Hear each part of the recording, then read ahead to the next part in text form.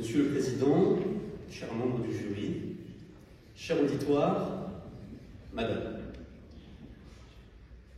Pile ou face? Quel étrange jeu, n'est-ce pas?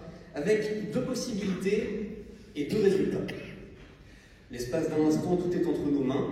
On est libre de choisir le côté le plus prometteur, plein de lendemain, et puis la seconde d'après, la pièce est jetée. Les jeux sont faits. Rien ne va plus, et à ce moment-là, le hasard seul décide de l'issue. Enfin, pardonnez-moi. Je dis hasard, mais cela pourrait être la fortune, l'imprévisible, appelez cela comme vous voulez. Je parle ici de tout ce qui, bon gré, mal gré, ne dépend pas ou plus de nous. En somme, tout ce que l'on remet à des forces extérieures en acceptant de ne plus avoir d'emprise dessus. Un principe plutôt effrayant, n'est-ce pas? En tout cas, c'est ce que ma contradictrice, pragmatique et calculatrice, vous dira. Et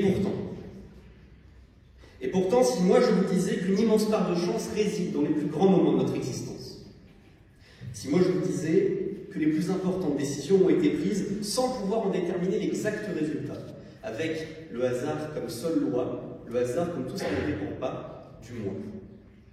Enfin, si je vous disais que les plus grandes causes ont eu leur part de réussite, et que la fortune a décidé en partie de leur fin heureuse ou funeste, en somme, que tous les grands hommes et que toutes les grandes femmes se sont un jour pliés au principe du alea iacta est. Rien ne vous vient à l'esprit. Bon, alors dans ce cas-là, laissez-moi vous rafraîchir la mémoire. C'était pourtant il y a seulement 50 ans qu'une femme plaidoya avec courage dans une assemblée nationale devenue prétoire. Souvenez-vous. 26 novembre 1974, Paris. Simone Veil s'avance en hémicycle hostile, elle grimpe à la tribune parlementaire et tient son souffle, laissant ainsi aux députés le temps de se taire. Quand je dis député, le mot est bien évidemment au masculin. Les hommes dominent alors très largement les scrutins. L'oratrice détoise du regard, sachant pertinemment que l'issue du vote est tout à fait incertaine, lorsqu'elle ouvre la bouche, elle prend un pari. Le soir même, des milliers de femmes pourront être sauvées, ou non. Certaines pourront peut-être enfin disposer librement de leur corps, ou au contraire, en cas d'échec, subir un énième affront. Alors, elle commence son discours, elle prononce les phrases marquantes que nous connaissons tous. Certains l'accablent, mais la ministre continue, l'atmosphère devient peu à peu irrespirable, et puis, elle se tait. Son discours est fini. Aussitôt que ses lèvres se ferment, l'avenir de milliers de femmes reste suspendu à celle des députés. Ils sont désormais juges, les jeux sont faits.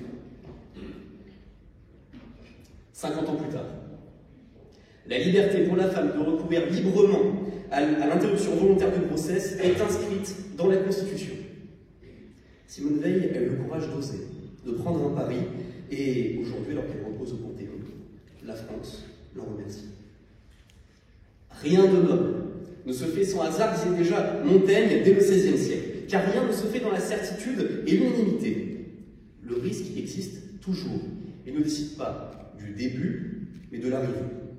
Le tout est d'accepter qu'à un moment clé, les dés soient jetés. Mais, Madame, vous défendrez-vous ceux qui n'osent jamais, ceux qui ont si peur de la fortune qu'ils en oublient ses bienfaits. Pourquoi m'en remettre à ce qui m'est obscur alors que je peux essayer de garder la main mise sur tout ce qui occupe? Alors, je vous l'accorde, ce n'est sûrement plus confortable que de tout risquer au nom d'une cause. Mais me vient alors une question. Si vous ne prenez que des décisions sûres, certaines, décidez-vous vraiment de quelque chose?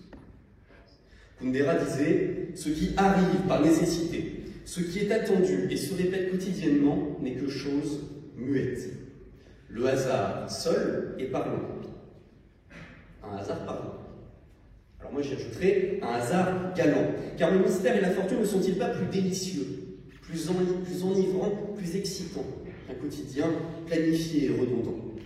Je vous demande de vivre sans bravoure, ainsi ganté de velours, n'est-ce pas aussi faire une croix sur le magnifique sentiment qu'est l'amour? L'amour, je vous en parle car c'est avant tout un pari. Je l'aime, l'autre m'aime-t-il aussi? Dans cette course, pas de certitude, on tente, on se cherche, parfois on échoue, parfois on réussit. En tous les cas, sur le fil de la passion, on titube sans aucune garantie. Malmenés par les ardeurs de nos cœurs, on vit notre amour, on le crie haut et fort, mais une chose reste certaine, on ne peut aimer sans se jeter à l'amour. Si vous voulez essayer, je vous en prie, ce fut la seule erreur que commit Cyrano. Celui qui n'ose pas n'aimera jamais, ne vibrera jamais. Et chère contradictrice, ne faites pas de l'amour une certaine appendice, ou même pire, un vice. Il est l'élément suprême de notre humanité, son principe fondateur. Celui qui n'y a jamais ressenti ne peut dire qu'il a vécu. Cela serait être menteur.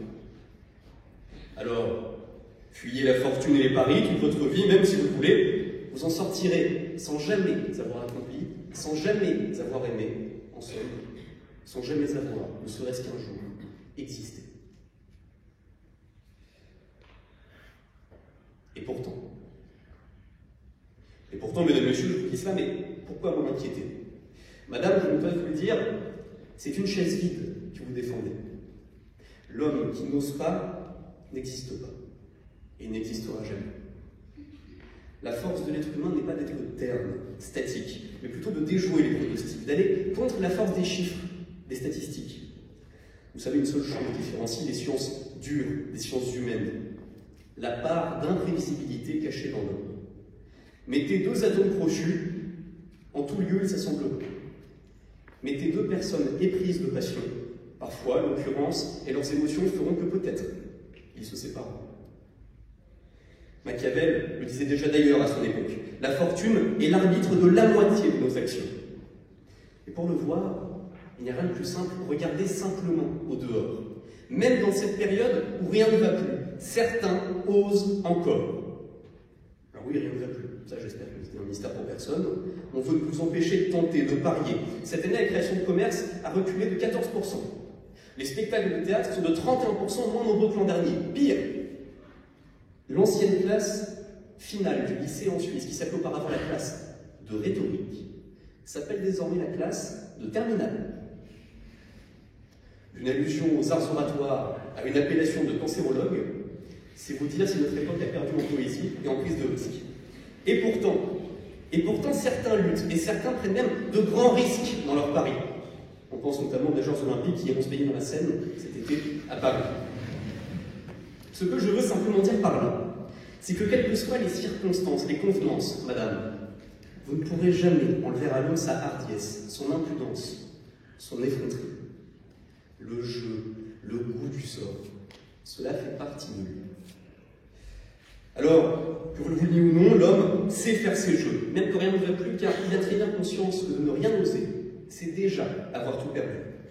Pour être humain, il faut aimer, se lancer, ressentir. Pour cela, il faut tenter, parier, ne pas marcher, mais courir.